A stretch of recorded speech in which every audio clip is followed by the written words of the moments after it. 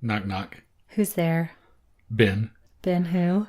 Been waiting for cole-o-ween all year.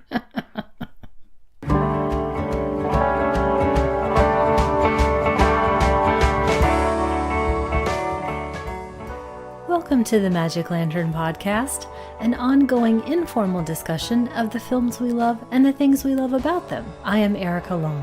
And I am Cole-o-ween. This is episode 61, and it is our very special wrap-up of our 31 days of Halloween viewing, our second annual, The Magic Jack-o'-lantern of 2017. So this year, we selected kind of an interesting theme, I think. You chose films from 1972. I chose films from 1962. Yes, subtracting the films that we did for our regular episodes and the films that we played during the screenings that we host, which this year the theme was ghosts. And we did 4 of those. We did each Saturday in October. Minus those, we divvied up the rest of the month, sort of going back and forth, 1962, 1972. And it was a fun selection process. What we normally like to do, we got to employ for this, scouring lists, tracking down different things, following those internet rabbit holes to find interesting choices from those respective years. And what would you say our success rate was? The whole, 20-60-20 ratio? Well, maybe I'm giving that 60% good a little too much credit. I think so. I think it's more 30-40-30 at least. Plus, we just saw Ex Libris about the New York Public Library, the new Frederick Wiseman documentary. So that was incredible. I'm on a huge high from that. But I also had a massive headache. So I'm on some medication. And we just ate Taco Bell. So it might get a little wacky in here. Now, having said that, I'm still pretty excited to get through this. And the first choice is yours. Right off the bat from 1972, we have The Night Stalker, which is an old favorite, a TV movie directed by John Llewellyn Moxey from the creative minds of the producer-director Dan Curtis and the writer Richard Matheson, one of my absolute favorite horror writers. I'm sure a lot of our audience is familiar with it. It's about the intrepid reporter Carl Kolchak investigating a series of Las Vegas murders committed by what seems to be a vampire. It stars Darren McGavin and a bunch of old noir stalwarts, Ralph Meeker, Elisha Cook Jr., Charles McGraw, and good old ferret-faced Larry Linville from MASH. I don't know about you, but this show was hugely influential in my youth, and this was a super fun way to start. To your first point, it was not hugely influential in my childhood because I didn't see it then. It was a little bit before my time. I came to it as an adult, but it's very influential in my adulthood. I thought this was fun to come back to because I had watched the series, and this is actually a little bit of a sexier use of Kolchak. At one point, he actually has his shirt off, and he's got that romance with Carol Lindley. It's great direction, it's a super tight script, it's edge-of-your-seat action, great character actors from the period, as you mentioned, and a real highlight. This is a show that I don't think gets enough credit when it comes to its influence, especially with shows like The X-Files, and especially within that, their Monster of the Week episodes. If not for The Night Stalker, we don't have any of that. Did you watch The Night Strangler, the second movie in this set? I did. What did you think of it compared to the first one? Better? Worse? I think about the same. What I really liked about the second one is the setting and the use of underground Seattle, which I didn't know existed. That was a really neat set piece. Plus, the ending of that, I feel like, and I think we're going to actually come back to this several times, oddly, through this episode, presages Texas Chainsaw Massacre. So we got off to a breezy start with sexy hairy chest Darren McGavin. Where do we go next for you? We kick off 1962 with Carnival of Souls, directed by Herc Harvey with Candace Hilligoss. After a traumatic accident, a woman starts to notice odd changes in her waking life.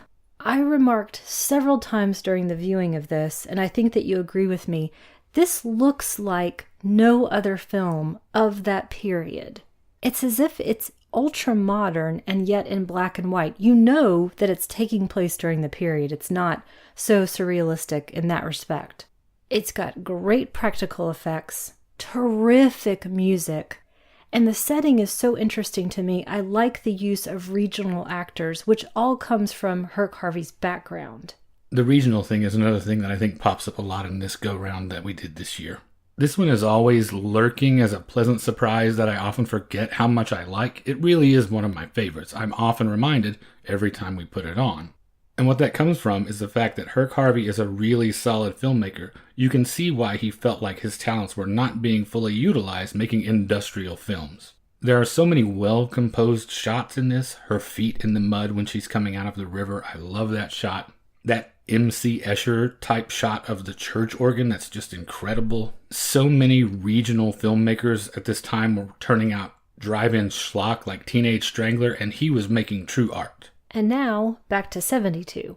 Speaking of true art, we turn to Horror Express, directed by Eugenio Martin and starring Peter Cushing, Christopher Lee, and Telly Savalas.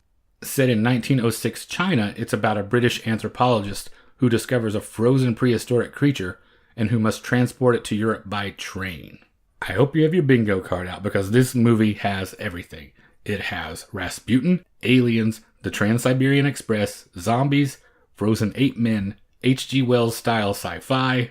You mentioned Rasputin, religious fanaticism, evolution, the missing link, some sexy stuff, a whole bunch of tweed, and crazy Telly Savalas.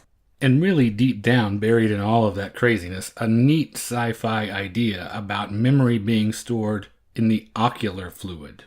This one is mostly fun because of the star power.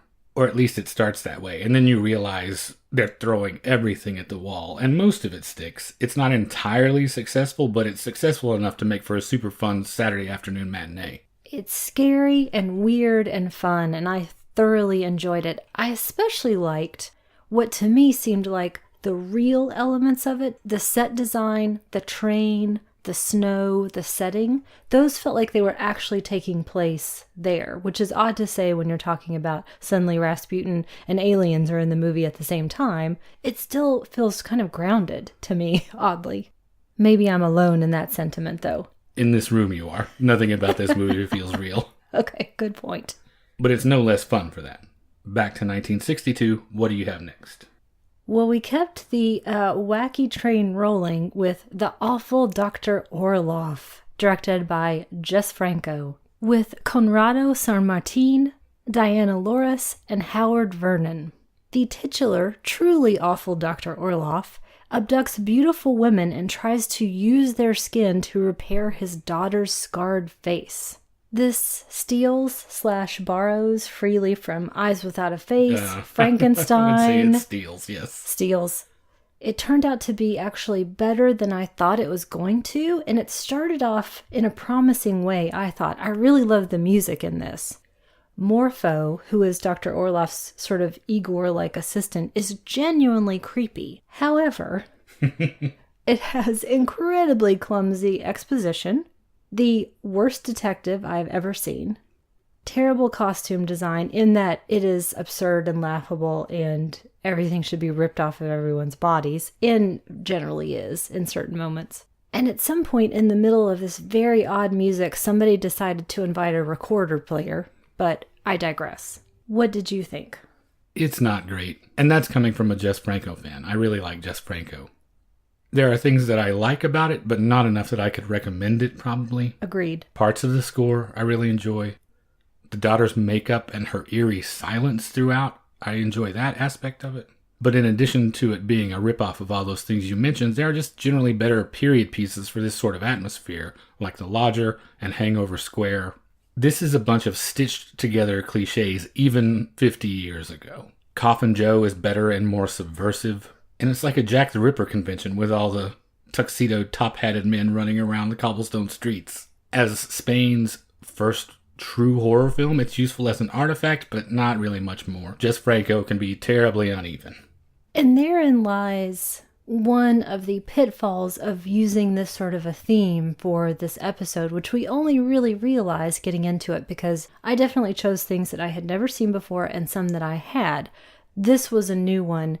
And it ended up being a dud, and there are going to be some more duds as well. And so that's not always the most fun thing in the world, but it is fun, though, to discover things. Which leads directly to the next choice that I made, a film called Neither the Sea Nor the Sand from 1972. Directed by Fred Burnley, it's about a troubled wife who takes a seaside vacation to sort out her marital issues.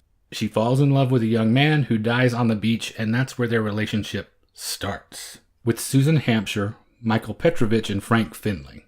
I think this one gets kind of a bad rap because of, among other things, some really poor scoring choices. That is a completely legitimate criticism of this film. But it deserves better because it feels, for the most part, as if Harold Pinter wrote The Monkey's Paw. It's more of a fantasy romance than a horror film, so maybe people need to adjust their expectations coming into it, but I really enjoyed this. I ended up loving this. This is actually my second favorite thing that we watched of the brand new things that I had never seen before. You mentioned that the death of her new lover is where this thing starts, but they do actually invest a great deal of time in the beginning part of this relationship. True. And to me, that really pays off because the moment when she is running wildly to try to find help, when she turns back to see that he has collapsed, is devastating to me. I felt that this was basically a documentary of what would happen to me if you died in the middle of one of our vacations. And then came back from beyond the veil. Yeah.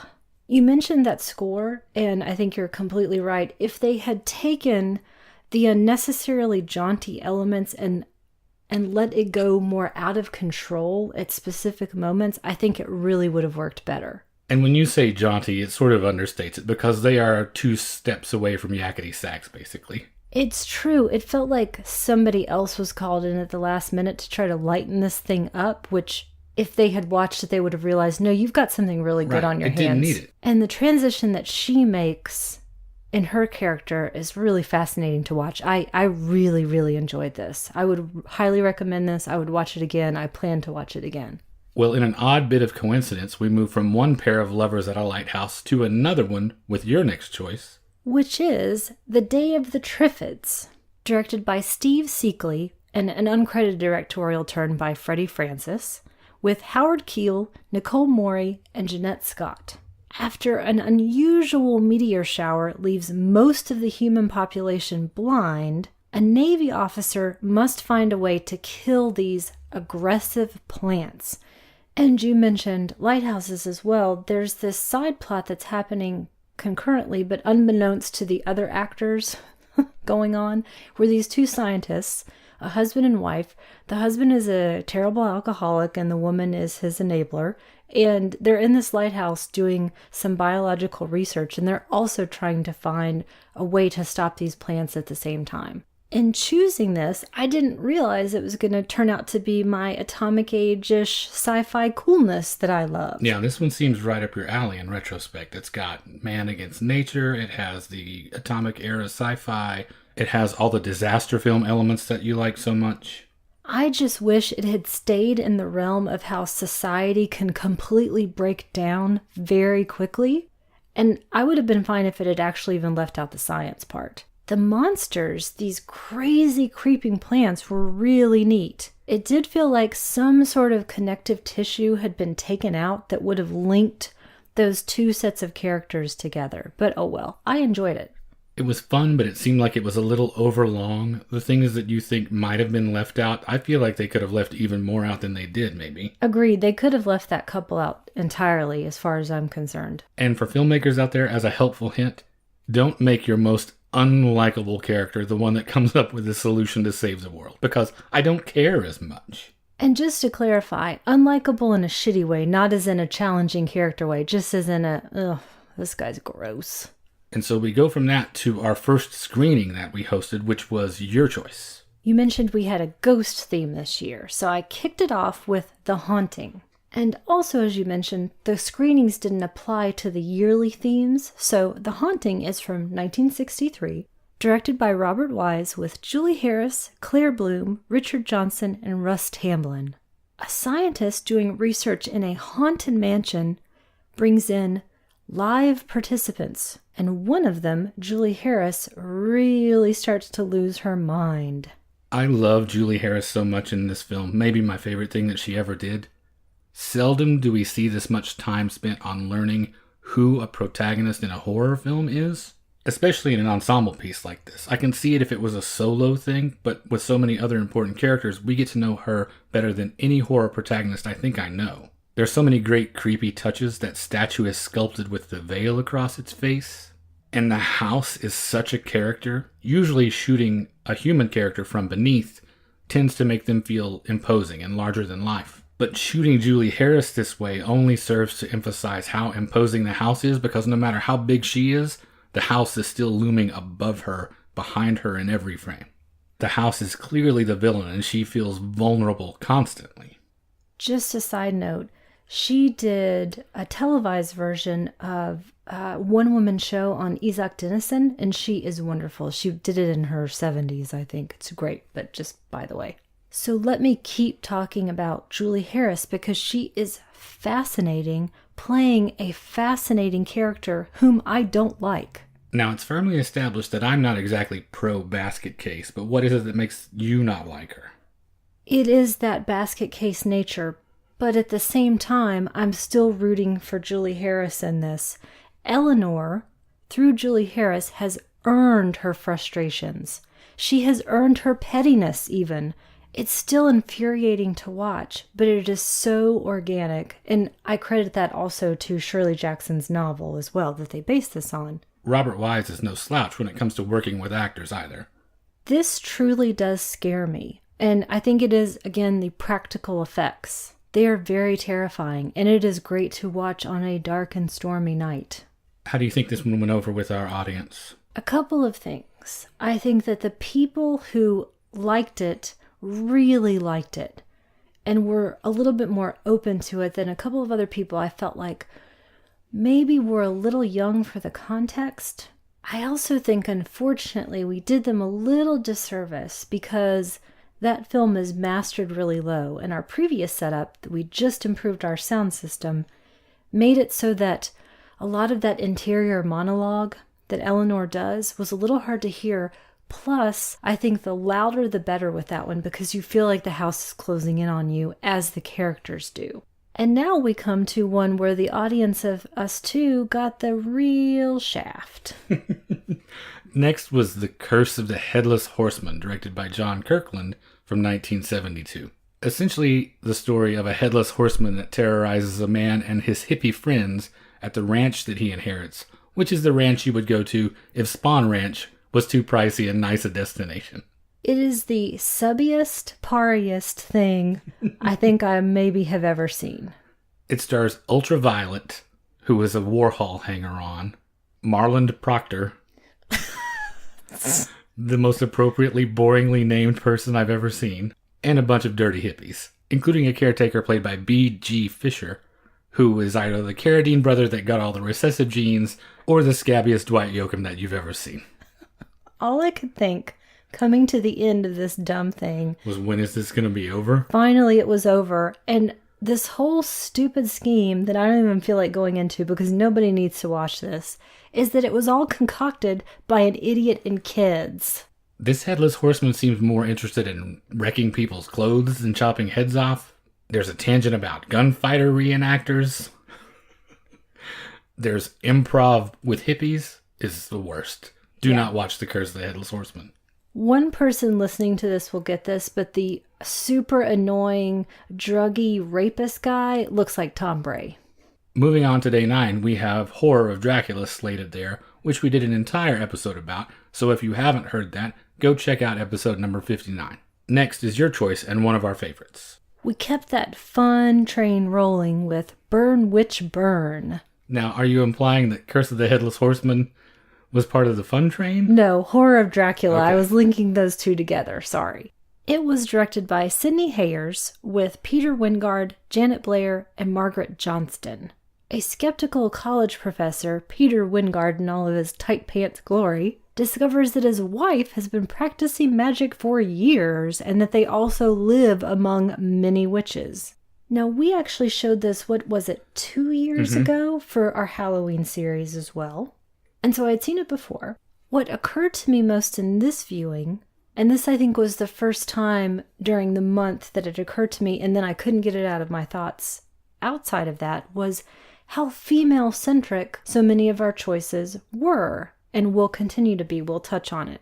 But specifically in Burn Witch Burn, I felt like I was noticing for the first time the male-female politics in the film. We've got our two main witches against each other, Tansy and Flora, versus everyone else who seeks to minimize them, essentially, and minimize what they believe in and what they've been doing, which has been in service to these men. And these men have been almost hostile towards the women, and yet the women have been right and correct the whole time. And yet, what power do they ultimately have? But aside from those questions, it's just a great viewing. It looks wonderful, it's really tightly paced, it's well acted, a great fun piece. Well, it's another Richard Matheson, which is why I like it so much. It is lean, like you say, very efficient. And I think it does highlight that they are actually the ultimately most powerful characters in the whole story. They are the engine that drives it. Nothing happens without passing through them. And in addition to the gender politics, there are the terrible academic politics, which only further confirms how glad I am that I did not go into teaching. Now, this next one I felt like really jumped forward in time, and it was also not a theatrical release. Right. The next one is Night of Fear from 1972, which was made for Australian television. And considering how graphic and terrifying it is, makes me really want to see more Australian TV from that time period. But from what you're saying, I gather this is the first time you feel that we've moved into what would become the more transgressive era of 70s film. Thank you. Great way to say it. Where it really feels like more modern and interesting and almost auteur techniques are used. Well, it was directed by Terry Bork, and it stars Norman Yem and Carla Hugovan as characters who don't have names. There is no dialogue except for grunts and screams for 54 minutes. It is on the short side since it was made for television, but that only makes it more potent feeling to me. I was grateful that it wasn't a film length. Almost in the same way as Texas Chainsaw Massacre, I want that to be over. I will just say this. When you see a crazed killer put his rat into his overalls so he can really get down to business, you know you're in for something. It's incredibly tense and high-pitched fear that doesn't stop. Well, it's about a young woman who crashes her car on a lonely country road and who is terrorized by a crazed hermit. So it's essentially a proto-Texas Chainsaw Massacre, like you mentioned, for the Down Under set. The thing I think that really strikes me the most is the amount of sexual deviance on display. It is aggressive and ugly. At one point, he appears menacing her as she's tied to a table with nothing but the bloody skull of the girl he captured before her covering his genitals. There are loaves of bread scattered around the kitchen with suspiciously penis-shaped holes in them. I think it's supposed to indicate the rats are eating it, but it looks for all the world like he is having sex with bread. Australia, what's up? This was probably the most envelope-pushing thing that we saw, I would think. It's hard to find. I had to go to Region 4, an Australian import DVD, to get it. It doesn't exist on the internet anywhere that I can find. But if you have a multi-region player and you're a big horror fan, it is well worth importing it. Speaking of cool imports, what do you have next? I have The Witch's Mirror. We're back to 1962. Directed by Chano Ureta with Rosita Arenas, Armando Calvo, and Isabella Corona. Also, talk about envelope pushing. We'll get to a specific element of that in just a moment. But this is about a husband who murders his wife, and said wife years later is able to emerge from a witch's mirror to take her revenge. Now, this is an old story. It's a story that we know, but what an amazing take and addition to it. It is astounding to me to watch the old housekeeper, the godmother of the first wife who was murdered by the husband, consorting with Satan openly. I mentioned that it's a story we know, and sort of like with The Awful Dr. Orloff, we've got a mishmash of Frankenstein, and again, Eyes Without a Face, The Monkey's Paw, Hands of Orlac, all those things. So we've got these interesting things that came before, but I do feel like it gets progressed here. Is it that extra injection of melodrama that you find, for example, in Mexican soap operas? And I feel like it's the overt religiosity, however this being Satanism, which can have been an easy thing to try to pull off as Catholic a country as Mexico is in 1962. It looks like $1 million too. It looks wonderful. So you add in that extra bit of subversion, and I think you've got something really special. I really enjoyed it. It is full of atmosphere, like you mentioned, and I just wanted to mention in particular, in this case, a company called Casa Negra put these out. They have since unfortunately gone out of business, but if you are a fan of classic Mexican horror, their entire catalog is can't miss. Every single title is worth picking up. Now we're staying in Mexico for your choice next, right? We actually have a trio of Mexican films right here in the middle. My next choice from 1972 was Doña Macabra, directed by Roberto Gavaldon. And it's about a couple of newlyweds who move into their aunt's house intent on finding the treasure they believe is hidden there. It stars Marga Lopez, who we will see 2 movies in a row, and Hector Suarez. There were parts of it that I liked, but I didn't like it as much as I wanted to. I really wanted to love it after all the things I'd read about this. I was hoping, I think, for smarter, more absurdist humor, because it is a black comedy. But this turned out to be as much Sábado Gigante as The Addams Family, which is what I was hoping for. It's definitely not great. It is fun. I do like the dark sense of humor, especially in the character of the brother, and how much glee the 2 sisters take in all of the things that they're pulling off. I do especially like Marga Lopez in this, and she is in the next choice. The next choice I had been trying to track down even longer than I had been looking for Doña Macabra. The next choice we did as one of our Halloween screenings, and that was Even the Wind is Afraid, which is one of the great titles I've ever heard. From 1968, directed by Carlos Enrique Taboada, it's about a group of boarding school girls who are kept on school grounds during spring break as punishment and who encounter the vengeful spirit of a former student. It stars the aforementioned Marga Lopez as the strict headmistress, Maricruz Olivier, who I think is my favorite character, Lucia, in the entire thing, and Alicia Bonet, who channels the ghost of this dead student. I looked and looked and looked for this, and finally had to resort to the gray market to get a copy of it that had English subtitles on it. It had nice atmosphere, but it was light on scares. It had some of that religious subversion that we also saw in The Witch's Mirror. I think the thing I liked about it the most was how much of a turn it took midway through. It comes to a point at which you think, oh, this is the end. And then it takes a much spookier, more sinister turn that requires a lot more out of Alicia Bonet as an actress. That part was my favorite part, I think. I do want to talk about the acting for a second, because this is actually a very large cast. And to have so many young women in it, so many young actresses, I was really struck by how hard they're working. I think everyone does a terrific job in it. And from the writing side, they each truly do have distinct personalities. My favorite scene is the striptease scene. One of the schoolgirls is sort of the loose, fun-loving one.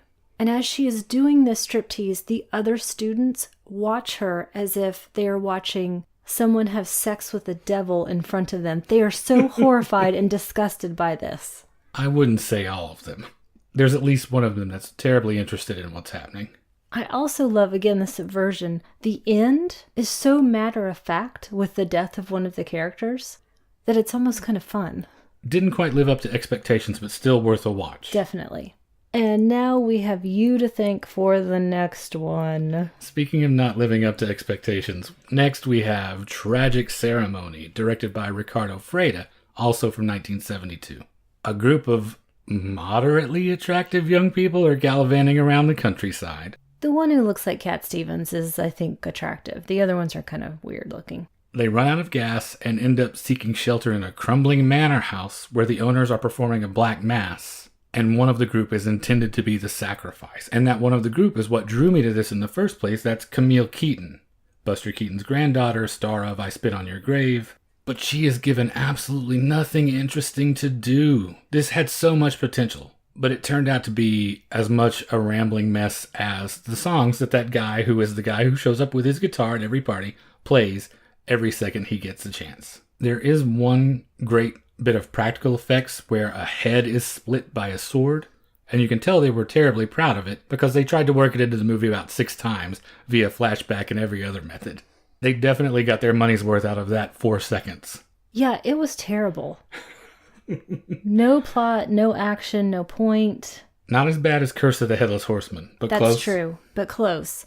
And you would think with actors like Luigi Pistilli and Luciana Paluzzi that you could at least come up with some sort of cool sexiness. Nope. So in other words, it took no advantage of everything it had to offer, which was considerable, including a great setting and an experienced cast, but it really felt like it was directed by a first-timer or someone's nephew because everyone else was too busy getting high. But which ironically is definitely not the case because this director turns up again on our list and directed tons of movies back to the 40s. Yeah, it's crazy. I really think that maybe he was tired for most of it and he just said, hey, somebody else go ahead and take over this because it looks terrible.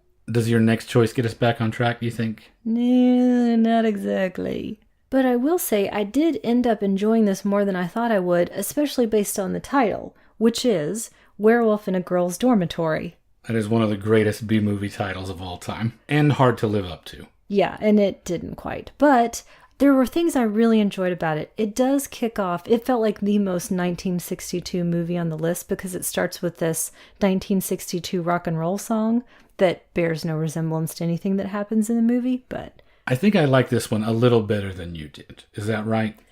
Maybe not. I mean, I did like it, okay. Actually. Directed by Richard Benson with Barbara Lass, Carl Schell, who I consider the Maximilian Schell, and Kurt Lowens. We've got the aforementioned girls' dormitory, where several students are murdered by a snarling wolfman-like creature. I think one of the things that downplays that title and that description is that it's actually a detention school. This is bad girl territory. It should have been called Werewolf at Girls' Juvie, really. I think what surprised me and why I ended up liking it is that it takes itself more seriously than the title would suggest. Maximilian Schell is not great. There's sort of a Peter Lorre, not quite knockoff. But I did like the love story in it, the central love story that we find out towards the end that ends up being the downfall of the two characters. I liked that Barbara Lass was actually allowed to be a much smarter heroine than you got to see most of the time in 1962. So I actually put this one in the win column. Well, it does have a fair amount of atmosphere for what has to be absolutely no budget. And it is an interesting take on the werewolf mythos, so I would say C+, B-. Yeah, I think that's fair. What do we have next? F+. Yeah, that would be Night of the Lepus. I'll take full credit for that one. Also from 1972, directed by, and I'm using that term very diplomatically, William F. Claxton. A rancher with a rabbit problem calls upon local scientists to create an even bigger, literally, rabbit problem. It stars Rory Calhoun, DeForest Kelley, who I think is my favorite part of the whole thing, Janet Leigh, and Stuart Whitman's hair. Which I was waiting the whole time for that complicated hairdo to blow away and revealed his baldness, but it did not. So somebody earned their money at some point. I will say this was our dog Gibson's favorite of everything that he watched because he watched all of them with us. This is the one that captured his attention the absolute most. His eyes were glued to the set the whole time. Our dog has terrible taste. Actually, that's not true because he also likes Jacques Tati. That's true as well. Anyway, this is a laughable attempt to cash in on one of your favorite genres, the whole nature strikes back thing. Bad effects, bad performances, bad writing. This is what you get when you send someone who knows how to make formulaic westerns to make a horror film. That's basically what William F. Claxton was good at. And good is, again, being generous. There are way too many instances of people like Janet Leigh and DeForest Kelley having to say score and bag. My biggest problem, however, is the little girl, their daughter, who causes this whole damn thing. Her complicity is never addressed. You want her punished? Yes. Okay, well, hotshot, if you know so much, let's see you do better. Boy, I did not. This was the real low, the lull during the month. And that was Slaughter of the Vampires, directed by Roberto Mauri with Walter Brandi, Graziella Granata, and Luigi Bazzella. It's about a couple of idiots in a super cool villa, and there is sort of a Dracula character vampire. Was this half the movies we watched, this description? Kind of, yeah. It did follow this odd theme that we saw of terrible movies in amazing locations. Mm-hmm. Well, I'm sure it's not hard in the Italian countryside to come across a cool villa that you can rent for cheap. Yeah, and they just sort of peed all over it, is what it felt like. Again, it is a story that we know. It's essentially just a regular old vampire story. with an amazing setting that is totally undermined by the creator having nothing at all to add to the story and no characters of note or interest. I think, though, that there was one thing that you thought was interesting about it. Yeah, I would quibble a little bit with you classifying it as adding nothing to the genre. There was one thing it did in the third act that I really liked, and that was to subvert this damsel in distress angle that we usually see in the third act of vampire movies. In this case, it's the husband who needs the fainting couch for the final third. It's he that's been bitten. It's he that is weak. It's he that is helpless. All he needs to fit the mold is some sort of diaphanous gown. Yeah, it's the women become the predators, really. It still is not enough to make it interesting to me, though. Oh, I'm never going to watch it again. I'm not saying that. But I did like that little twist. Thankfully, however, though, I think we came upon the biggest surprise of the whole month. Who shows up to save the day? Bob Clark shows up to save the day, as he often does. Because my next choice was Death Dream. Ostensibly from 1972, but I think released technically in 1974. But I'm going to stick with it for the purposes of our list. A family is informed that their son was killed in action in Vietnam, but lo and behold, to their surprise, he turns up at home, but he's not the boy he was when he left. It stars John Marley and Lynn Carlin with Richard Backus as the son Andy, and this truly was my highlight of the month. This was my favorite thing that we watched. Same for me. It's another riff on The Monkey's Paw, but in that tradition of the best George Romero films, the spooks are on the surface, and there's a lot more going on underneath. I was taken completely by surprise with this. And granted, I have to say, I haven't watched a lot of Vietnam films, and especially not Vietnam stories set during the actual Vietnam War. It was still going on in 1972. That's actually when my father was there. And there is so much going on. It is really well done, well written, incredibly interesting. You mentioned Lynn Carlin and John Marley, my favorites. I think the adult leads are especially fantastic in the doctor character as well. Well, with Marley and Carlin, you've got Cassavetes alums, so you're not exactly slumming it. I think my favorite line was the "I died for you, so it's the least you could do for me." That whole scene in the doctor's office is terrifying. Oh, yeah. But there's so much going on about how war changes you, the role of the nuclear family in all of this, how soldiers were treated upon their return home. Drug use during the war and after. And in addition to all that, Bob Clark really knows how to shoot the exterior of a house. Have I ever mentioned that to you? When you look at A Christmas Story, this, Black Christmas, he makes houses that feel like home, which not everyone does. People often just quickly post an establishing shot, and it means nothing. Every time Bob Clark shoots the exterior of a house, I would like to live in that house. I want everyone to go out and watch this. I think you will thank us for it. Would they feel the same about the next one? Now, that is Tower of London, back to 1962. This ended up being a last-minute substitution, which normally I wouldn't get into, but I feel like is kind of important for me to say. I feel a little bit compelled to say it. I had Cape Fear in there, the original Cape Fear, but I couldn't get through it. It was really feeling way too close to home in a very uncomfortable way that was making me quite agitated. It brought up a lot of really unpleasant memories for me. And so I said that as we were watching it, we ended up stopping and going to Tower of London. Thank you very much. Oh, you're welcome. I'm not going to make you watch anything that's going to make you feel that horrible. Except maybe aesthetically, like The Curse of the Headless Horseman. Right. But back to Tower of London, which I really enjoyed watching. I had never seen it before. You had. It's a Roger Corman, and it's got national treasure Vincent Price in it. He will never, ever, ever let me down.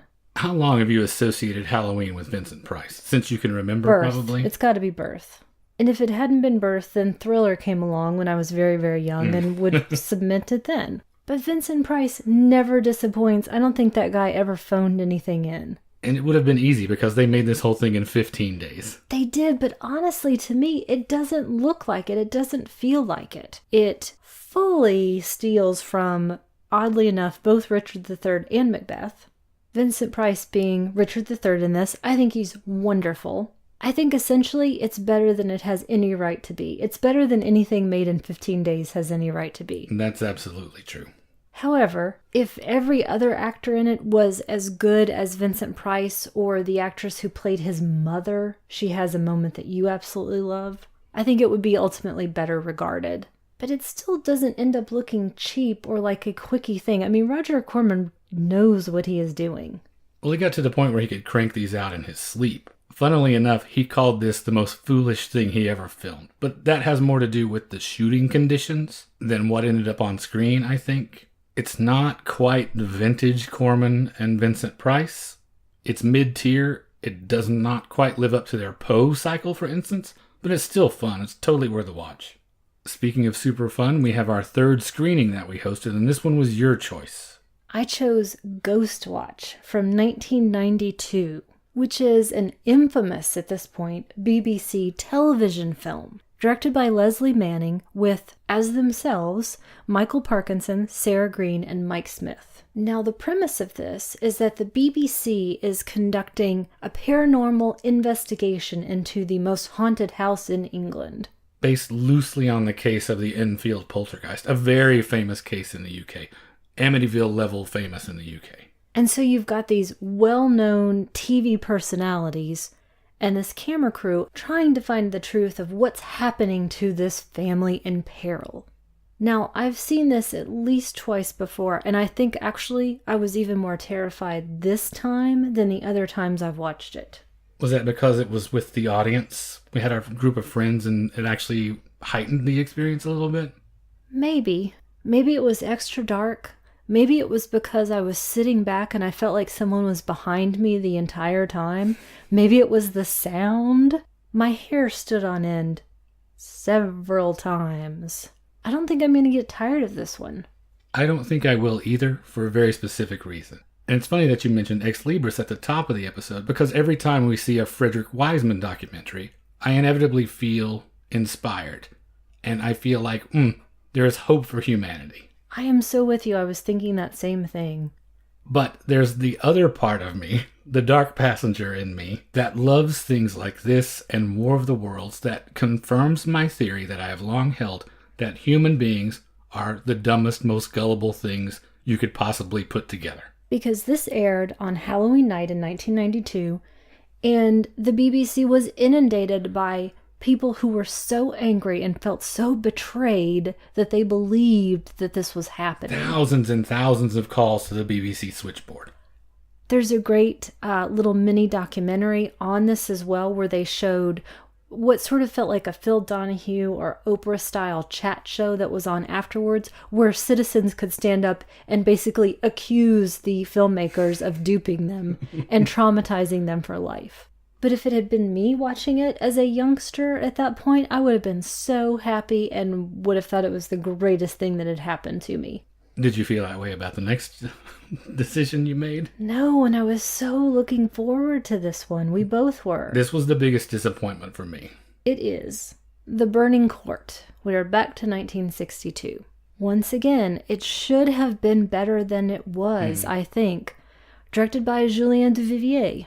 Based on the novel by John Dixon Carr that was incredibly famous, well-respected. I've listened to the suspense episode on this many times. It's great fun. That pedigree with Duvivier in the source novel seemed like it should have been unimpeachable. We're about to impeach it, sadly. Okay. We've got a group of people, some relatives, some intermediate family, some extended family, the people who work with them, neighbors, who gather at their weird old family castle that has a dark past, and soon they start to get killed off. It stars Nadia Tiller, Jean-Claude Brialy, and Perrette Pradier. Okay, so the bad news is, it's at least 30 to 40 minutes too long. Definitely. The suspense length is actually fantastic, I have to say. 30 minutes. It's populated by a bunch of dullards, and sorry, I will actually invoke the suspense episode again. To me, because of its length and that it dispenses with several of the characters that I think are completely extraneous, it's a lot tighter, and it also makes the supernatural angle clearer. They again have a great setting, this time in the Black Forest, that's totally wasted. I don't know what Julien Duvivier was doing. I don't know if he was undone essentially by this somnambulist cast of his, but it's not good. Plus, through no fault of the films, the copy that we had, the ending is quite famous. I don't know exactly what the ending is because there was a weird cut in the print, so I actually still don't know. And everything that I try to read, people wanted to not include spoilers, which sucks. So I actually still don't know what the answer is. Do you think that dramatically affected, though, how you felt about it? Because I was already fed up with it by the time we got to that point. I think maybe it just made me throw something at that very end or look at you and scream what or what. It was not going to be redeemed then. I was trying to find at least something in each of these that was worthy of recommendation or discussion, and there was one great scene to me where at the old man's funeral he had dictated that every one of his surviving relatives dance around his coffin, and that was a pretty macabre touch, I thought. I liked that. Didn't like much else. Well, thankfully I redeemed myself because then we have our regularly scheduled podcast episode on The Thing. That's episode 60 if you would like to hear the full outline of what we thought of that. So back to the Jack-o'-lantern, we next had Captain Clegg, back again to 1962, also known as Night Creatures, directed by Peter Graham Scott with Peter Cushing, Yvonne Romaine, and Oliver Reed. This centers around some 18th century English politics, a little bit of struggle between the king, and also some illegal bootlegging and smuggling happening in a coastal town, and the scary marsh phantoms. Now, we had already watched this at some point this year during Hammer period, which we actually have a whole lot of. And it is great fun. I especially love the makeup and practical effects when we watch the Ghost Riders of the Marsh. It's also quite witty and smart, and it's got Peter Cushing, again, like Vincent Price. Peter Cushing is never going to let me down. And Peter Cushing playing with some subtleties that we don't often get to see in these Hammer characters. Often he is super good guy or possessed evil doctor. Here he is the redeemed former pirate, now clergyman, who is really the heart and soul of this village. So it's fun to get to see that character playing against its own history. I really like the history also of the Romney Marsh that's included in this story. And for once, the B romantic plot with the juvenile leads isn't completely distracting and useless, mainly because one of those is Oliver Reed, whose eyes are also unmistakable when he is hidden inside the costume of that scarecrow. I talked about how witty I think this is and how interesting that character is. I love to watch him put one over on this Royal Navy and their uptight characters. He's essentially like the Uncle Jesse of the Dukes of Hazzard of Hammer film. Is that what you're saying? I guess so. You did mention that side love story. I think it's fun when you watch so many of these Hammer pieces. If you then go on to Curse of the Werewolf, Yvonne Romaine and Oliver Reed are love interests in Captain Clegg, but she then plays his mother in Curse of the Werewolf. Well, since we're talking about Hammer, we'll stick with that. For day 25, we're nearing the end here, but for day 25, we did Straight On Till Morning, from 1972, once again directed by Peter Collison, about a timid young woman who is taking her first tentative steps out into the world, only to walk directly into the path of a serial killer whom she takes for the love of her life. It stars Rita Tushingham and Shane Bryant, and I think this was another really pleasant surprise for me. Odd, I guess, that the romances stick out as the better films in this selection that we made this year. And what is so appealing about her is how effective she is in communicating this pathetic, palpable desperation. I know I said the thing about no basket cases, but I feel differently about this in that I don't feel like it's her fault. I feel like this character has been sheltered and protected too much, and she actually wants to be rid of that, and she's trying desperately to become her own woman, but just has not been equipped with the tools that she needs to do it. And all of that comes through in Rita Tushingham's excellent performance. As you mentioned, incredibly effective and affecting. Her face is so likable and open. You want to know who this person is. And not a basket case. I want to be her friend, even though it would be kind of frustrating, I think. But she does set out to do everything that she says she's going to do. This was also a surprise, like you mentioned, because I, for some reason, had thought going in that this was going to be a torture film. I don't know if it's because maybe I read something the wrong way, or I think, though, if you do look at the cover and the artwork and even the menu, it suggests that it's going to be much more violent than it is. And this is really, I think, again, like Neither the Sea Nor the Sand, much more of an interior film. Is this the strangest film in Hammer's catalog, do you think? The farthest outlier, probably? I would have to say, though, of course, I'm no expert, but it certainly feels like it. And boy, they found the creepiest looking dude they could with Shane Bryant. I do want to come back to the point that I'd made earlier, and I feel like maybe I haven't quite hit on it enough, but we have really been blessed this month with amazing actresses and really interesting female characters covering the spectrum of experience. Especially notable, I guess, since we are also working within the stricter confines of just genre film. Well, did we have one of those in your next choice? Well, we've got strange and we've got weird looking because we have Barbara Steele, who, by the way, I don't know if you knew this, but she won an Emmy with Dan Curtis. For? The Winds of War. I did not know that. Very, very odd. She was a producer on it. But let me actually talk about this film. Okay, which is? Which is The Horrible Dr. Hitchcock from 1962. Is The Horrible Dr. Hitchcock better than The Awful Dr. Orloff? Yes, I'm going to qualify this sort of, okay. Yes. But actually, no, it is. It is better. Now, again, directed by our friend Ricardo Freda, much more interestingly directed than Tragic Ceremony. So you're saying he'd lost a step by 1972? I really think he was just tired, or maybe busy or something. He just got his nephew to step in, I think. It's what I imagine happened. But anyway, the aforementioned Barbara Steele is in it, with Robert Fleming. Now, this again is where I was struck by how much these films in 1962, these creators got away with. Because The Horrible Dr. Hitchcock is really into necrophilia. I think they would probably phrase it as sexy funeral games. I agree, though. I do like the depravity that it hints at. It is way more interesting than that I have to atone for harming or disfiguring you and all of these other Eyes Without a Face ripoffs. Because he is into it unapologetically, and his wife, his first wife that is very much into it until he accidentally kills her during one of these rites that they are doing. But she might not be quite dead enough when it comes to his second wife, Barbara Steele. Ultimately, I would say it is not great. I think the first part of it has much more promise, and I feel like it gets undercut by the time Barbara Steele comes in because the dialogue is not so great, and her character is really not allowed to do much, and there is a super odd, awkward scene with Barbara Steele's character, this wife, and one of Dr. Hitchcock's proteges. He's basically seeing her home, and they have the most odd, stilted conversation, and yet we're supposed to believe that they basically fall in love at that point. Well, if he likes him dead, but not too dead, I guess he maybe fell for her conversational skills because that's how it comes across. Yeah. So are we about to get any better with your next choice? Nope. This turned out to be a lot of disappointments. I don't know that we're going to do this way again. My next choice was Necromancy from 1972, directed by the inimitable Bert I. Gordon. It should have been a tip-off. It certainly should, and I was hoping against hope that it would not turn out that way, but he is terribly consistent if nothing else.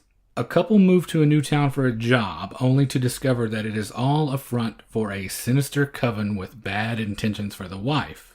And that wife is one of my all-time screen crushes, Pamela Franklin, who has a horror pedigree better than almost anyone else's. In addition to her, the luminary Orson Welles, and the less than luminary Michael Ontkean. Playing potentially the dumbest human I have ever seen on screen. And I'm not talking about, oh, he just makes poor decisions. I mean, this guy's just dumb, which does not make for interesting viewing or interesting dialogue. It's a subpar fusion of Rosemary's Baby and 10 million other things that aren't even quite as good, and an antecedent to the equally lame The Love Witch from just a couple of years ago. That was lame. Ugh. And it's a real shame because with Pamela Franklin and Orson Welles, it's such a huge waste of talent. There is one affecting scene that I think I mentioned to you that, again, if I'm mining this for something that has something even slightly useful in it, it's about 4 seconds long, and Pamela Franklin has been called down to meet secretly with Lee Purcell at the riverside. She finds her body in the water, and to verify that it's her, she actually grabs the body by the hair to pull it gently along in the water as it floats. And that scene was terribly eerie because there was nothing tender or careful about how she was treating a corpse. And for a second, it was shocking enough for me to think, wow, that is a real thing. But everything else in it, no go. The only thing that I liked was the come here gesture that the little dead boy ghost has. That's also about 2 seconds. Thankfully, however, our next choice features a super cool little dead boy ghost. With an equally creepy gesture and fidget that he does. Our next choice was our finale screening for the month, Ju-on, The Grudge from 2002, directed by Takashi Shimizu. One of the earliest and clearly the best of the 12 films now in the Ju-on cycle. Wow, I did not realize it was that many. It is about yet another haunted house in which yet another vengeful, angry spirit goes after one victim after another, each suffering a horrible death. It stars Megumi Okina and Masaki Ito, and it was a great way to round out our Halloween screenings, I thought. This was the pinnacle of scares as far as everything we saw this year. It's scary as hell. Sound design especially, I think, is the key with that. All the skitterings and scurryings and scratching and creaks, it's immaculately put together, especially when you see it in a theater. But even for home viewing, it is riddled with sounds that make you look over your shoulder. And there is one scene in particular in it that I will always remember because the first time I went to see it, I saw it in the theater back in 2002. And this was a midnight showing at the Alamo Drafthouse. So this was hardened horror fans. This was not just a run-of-the-mill mainstream audience.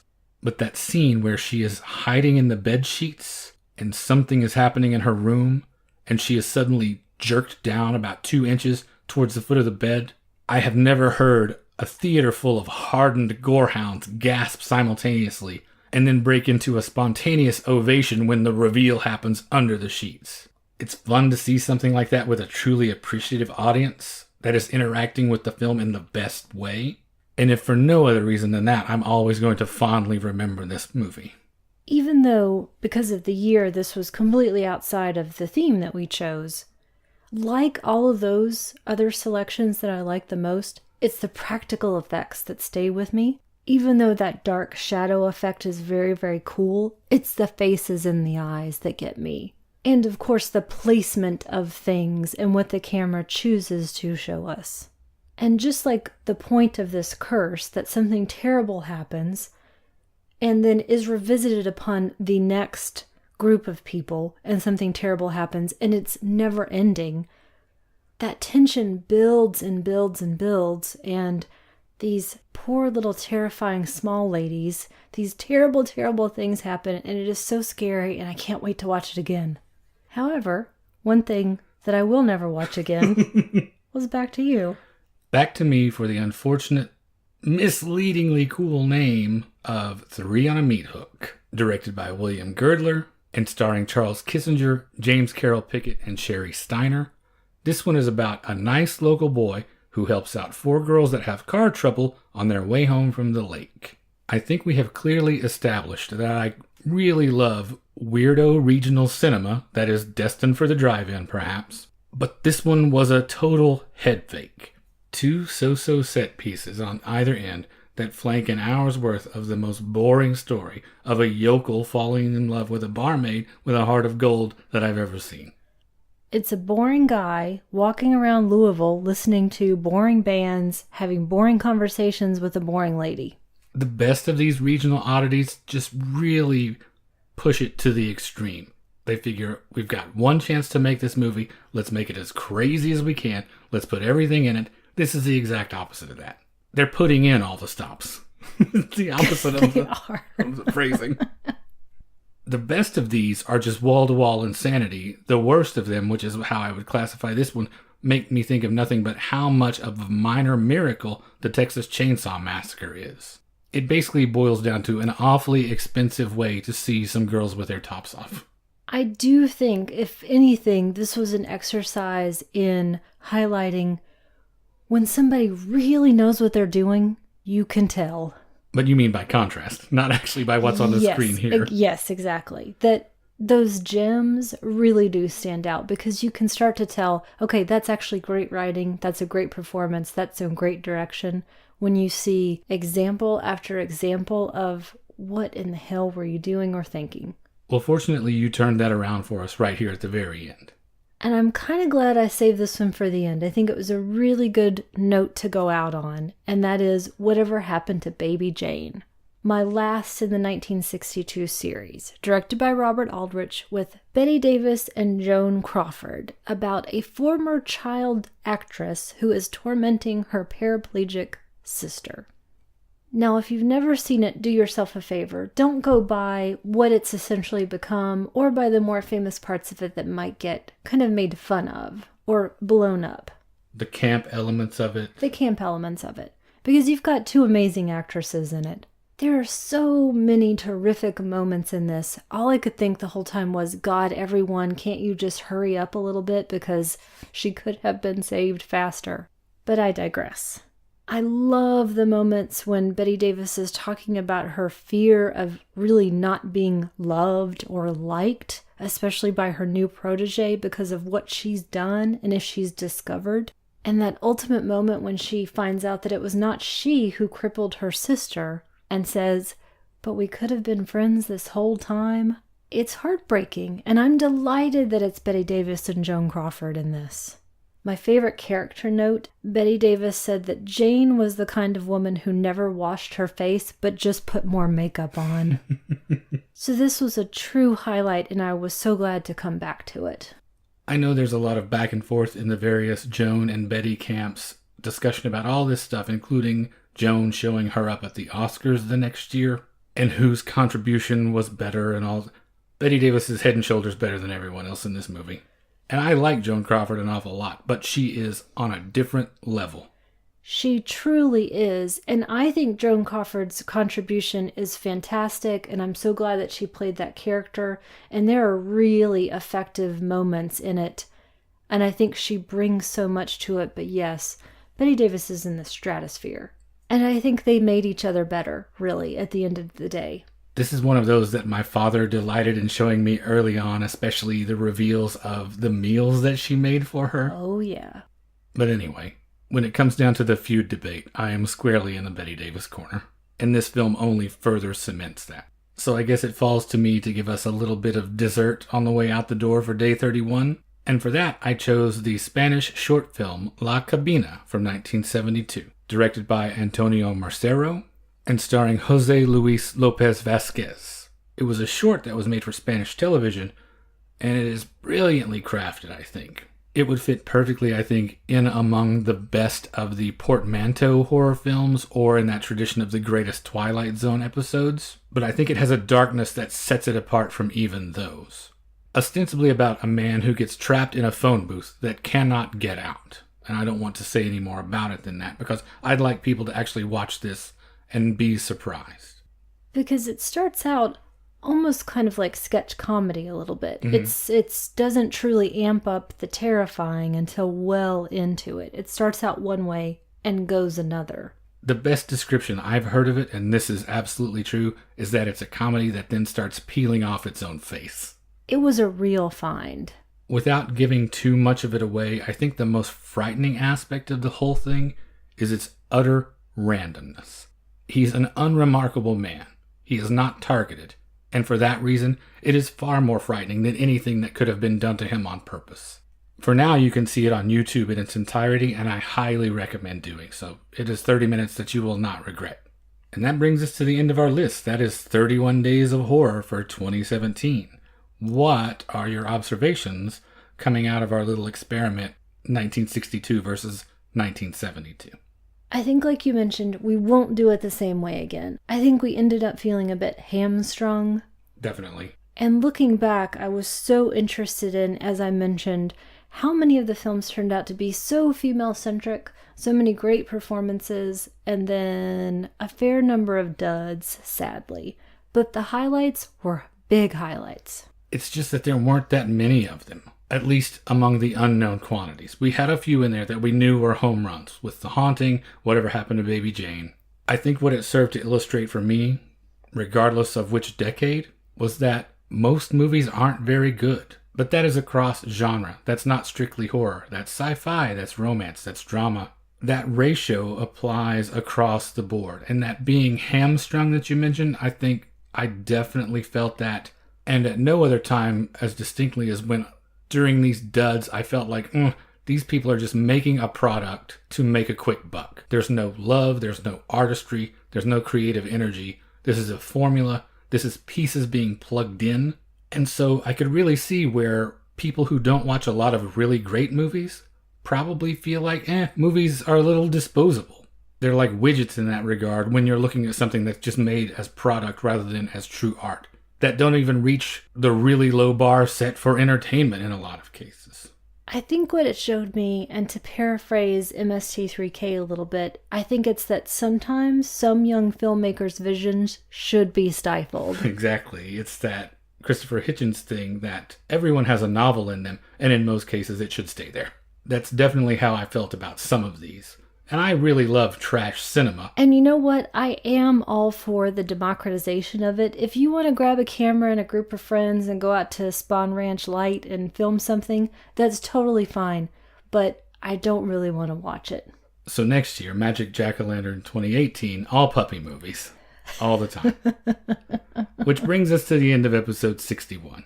If you have yet to take a look at our Patreon, we would certainly appreciate it if you did that. That's at patreon.com/magiclantern. We wrapped up cole-o-ween with 3 specific spooky episodes. Lots of fun. I mentioned suspense quite a lot during the Burning Court entry, and we had a specific episode just on my favorite suspenses. Access to those bonus episodes starts as low as $5 a month, so if you would like extra content among the other things that we offer, please go take a look at that. If you would just like to get in touch with us, you can reach us at magiclanternpodcast@gmail.com. We are on Instagram, Facebook, and YouTube. Just search for Magic Lantern Podcast in any of those venues. We are on Twitter at Lantern_cast, and I just wanted to take a second to say thanks to everyone who has given us feedback or shared the show since last time. Our friends over at Fuds on Film, Adam and Allie at the podcast So That's How It Ends, Mateo Boscarol, Grindhouse Dave, Tim Lego, and I wanted to say an extra special thanks to Andy Wolverton for sending us a super cool care package from the DC Noir City Festival. Thanks, Andy. We really appreciate it. You can find the show on Apple Podcasts, Google Play, or Stitcher Radio. Just about any podcatcher you use, you'll find us there. And finally, you can find all of our episodes, including supplemental material, at the website magiclanternpodcast.com. And thank you for listening to the Magic Lantern Podcast.